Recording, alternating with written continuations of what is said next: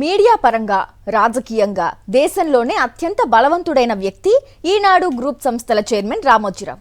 ఆయనకు సంబంధించిన మార్గదర్శి ఫైనాన్షియర్ సంస్థ అవకతవకలకు పాల్పడిందని 2 దశాబ్దాల పాటు పోరాటం చేశారు మాజీ ఎంపీ ఉండవల్లి అరుణ్ కుమార్. ఆ కేసులో ఆయన పలు కీలక ప్రశ్నలు అడిగారు. వాటికి ఈనాడు సంస్థ సమాధానం ఇవ్వలేకపోతోంది.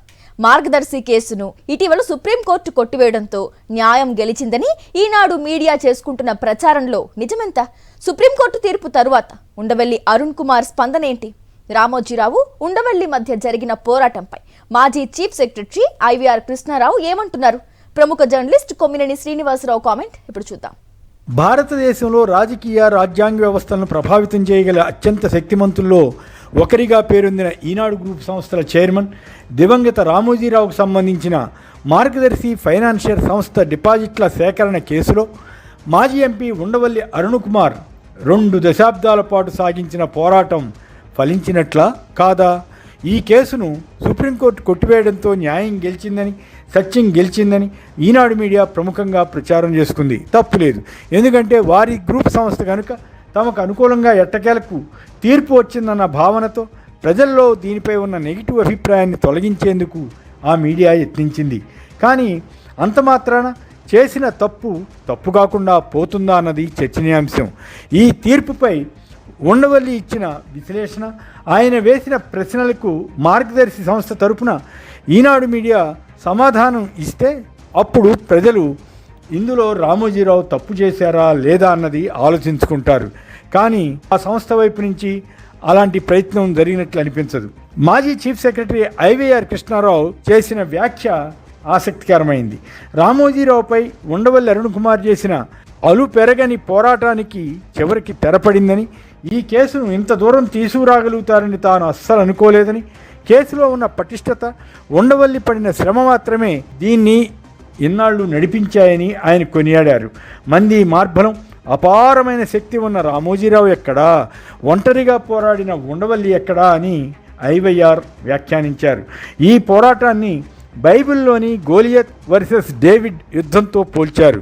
బైబిల్లో డేవిడ్ గెలిచి ఉండవచ్చు, కానీ నిజ జీవితంలో ఎప్పుడూ గోలియత్తులదే, అంటే బలవంతులదే విజయం అవుతుందని న్యాయపరమైన ముగింపును ఉద్దేశించి ఐవీఆర్ కృష్ణారావు నిగూఢ వ్యాఖ్యలు చేశారు. న్యాయపరంగా ఈ కేసు వీగిపోవడానికి లేదా ముగియడానికి అనేక కారణాలు ఉండవచ్చని ఆయన అభిప్రాయపడ్డారు. ఆయన చేసిన వ్యాఖ్యలోనే మొత్తం సూక్ష్మం అంతా కనిపిస్తుంది కదా. రామోజీరావు తప్పు చేయలేదన్నట్లుగా ఈనాడు ప్రొజెక్ట్ చేసుకోవడాన్ని ఉండవల్లి ప్రస్తావించి, తప్పు చేయకపోతే ఈటీవీ షేర్లను విక్రయించి డిపాజిట్దారులకు డబ్బు ఎందుకు చెల్లించారని ప్రశ్నించారు. తప్పు లేకపోతే డిపాజిట్లు తిరిగి చెల్లించి వేస్తామని సుప్రీంకోర్టును ఎందుకు వేడుకున్నారన్నది ఆయన ప్రశ్న. అంతేకాక ఫైనాన్స్ సంస్థను ఎందుకు మూసివేశారని ఆయన అడుగుతున్నారు. డిపాజిట్ల సేకరణ చేయవచ్చని ఏ కోర్టు చెప్పలేదని ఆయన స్పష్టం చేశారు. ఇవి నిజమా కాదా? వీటికి రామోజీరావు కుమారుడు తన మీడియాలో జవాబిస్తే బాగుంటుంది కదా. ఇక్కడ అసలు సమస్య 2600 కోట్ల డిపాజిట్లు తిరిగి చెల్లించారా లేదా అన్నది కాదు, చట్ట ప్రకారం డిపాజిట్ల సేకరణ తప్ప కాదా అన్నదే. మామూలుగా అయితే రామోజీ ఎంతమాత్రం ఎవరికీ లొంగకూడదని అనుకుంటారు. బ్రేక్ ద లా లాఫుల్లీ అన్నది తన విధానమని ఆయా సందర్భాల్లో సన్నిహితులతో రామోజీరావు అనేవారని చెబుతారు. అంటే ఎక్కడా దొరకకుండా చట్టంలోని లొసుగులను వాడుకోవాలన్నది ఆయన థీరీ అన్నమాట. ఆయనకు రాజకీయంగా ఎంతో పొరుగుబడి ఉందన్నది ఎనలేని సత్యం. ఆయన చేసింది సక్రమమా అక్రమమా అన్నదానితో నిమిత్తం లేకుండా తెలుగుదేశం మద్దతు ఇస్తుంటుందన్నది చాలామంది భావన. ఒకప్పుడు కాంగ్రెస్కి వ్యతిరేకమని రామోజీరావు ప్రకటించుకున్నా ఆ తర్వాత కాలంలో ఆ పార్టీకి చెందిన వారు కొందరితో కూడా సత్సంబంధాలు నెరపి తన వ్యాపార అవసరాలకు వాడుకునేవారని అంటారు. తెలంగాణలో టీఆర్ఎస్తో కూడా చాలా వరకు మంచి సంబంధాలే పెట్టుకున్నారు. ఏపీ ముఖ్యమంత్రి చంద్రబాబు నాయుడు శిష్యుడిగా పేరొందిన రేవంత్ రెడ్డి తెలంగాణ కాంగ్రెస్ ముఖ్యమంత్రి అయ్యాక రామోజీ గ్రూప్కు పూర్తి సహకారం లభించసాగింది. అందువల్లే రామోజీ మరణం తర్వాత ఆ సంస్థకు అనుకూలంగా ఈ 2 రాష్ట్ర ప్రభుత్వాలు న్యాయస్థానంలో అఫిడవిట్లు వేశాయన్నది న్యాయ నిపుణుల అభిప్రాయంగా ఉంది. ఇక కేంద్రంలోని బీజేపీతో కూడా ఈ గ్రూప్ సఖ్యతతో ఉంటోంది. ఇదంతా తనకున్న మీడియా బలంతోనే అన్నది బహిరంగ రహస్యమే. బహుశా అందువల్లనేమో కొంతకాలం క్రితం వరకు డిపాజిట్ల సేకరణ కేసులో రిజర్వ్ బ్యాంక్ హైకోర్టులో గట్టిగా వాదనలు వినిపించింది.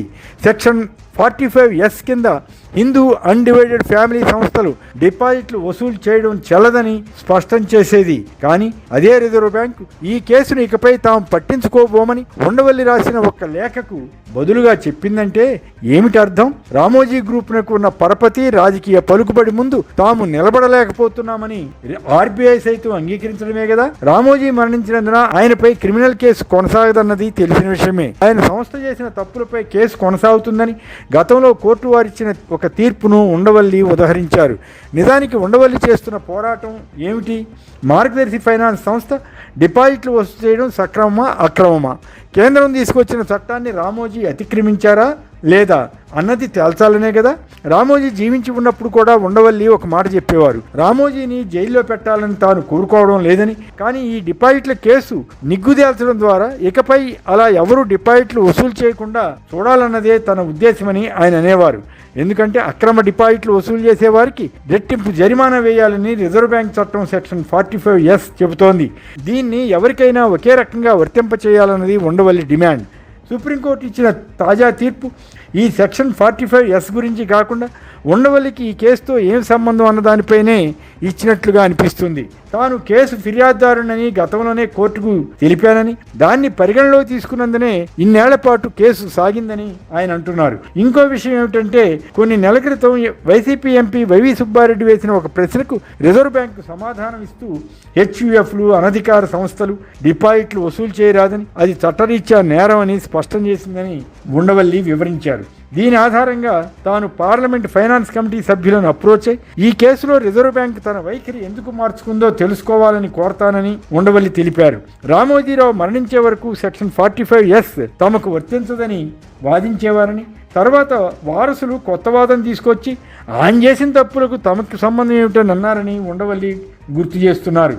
దీని అర్థం ఏమిటని ఆయన ప్రశ్నించారు. ఈ కేసులో తప్పు చేసినా జరిమానా కట్టకుండా రామోజీ సంస్థ తప్పించుకుందన్నది విశ్లేషణగా ఉంటుంది.